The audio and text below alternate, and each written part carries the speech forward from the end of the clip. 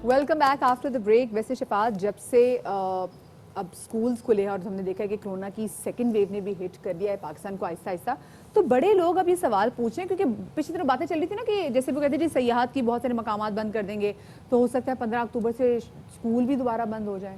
मैंने इस हवाले से जो मेरी वसी तर सियासी बसीरत है वो ये कहती है कि ये हो सकता है वो ऐसे बच्चे जो स्कूल जाने ही नहीं चाहते थे, ये उन्होंने अफवाह उड़ाई है और उन्होंने ना सोशल मीडिया पे पोस्टें बना के वही आके अपने घर वालों को डरा रहे हैं. यस, ऐसे ही हुआ है जी. लेकिन आप तमाम ऐसे बच्चे जो कि स्कूल जाने से नफरत करते हैं और सोशल मीडिया पे प्रोपेगेंडा फैलाते हैं, वफाकी वजीर तालीम ने सोशल मीडिया पे ज़ेरे गर्दिश खबरों को अफवाह करार दे दिया है. भाई कोई स्कूल बंद नहीं हो रहा. बिल्कुल जी. और शफकत महमूद ने एक ट्वीट की और अपनी इस ट्वीट पर उन्होंने वाज़ेह कर दिया है कि जो सोशल मीडिया पर आइंदा हफ्ते से तालीमी इदारों की बंदिश की जो खबर गर्दिश कर रही है ना, झूठ है.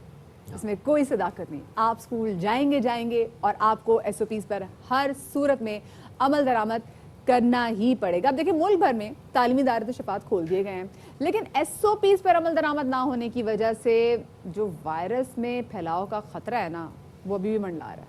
सिंध में मॉनिटरिंग एंड एविएशन डिपार्टमेंट की रिपोर्ट में एवेल्यूएशन डिपार्टमेंट की रिपोर्ट में कहा गया है कि इस वक्त सूरत हाल तशवीशनाक है, जिसके मुताबिक सूबे भर में 44,984 स्कूलों में तदरीसी अमल जारी है और 2,108 तालीमी इदारों ने सिरे से SOPs पर अमल दरामद ही नहीं किया.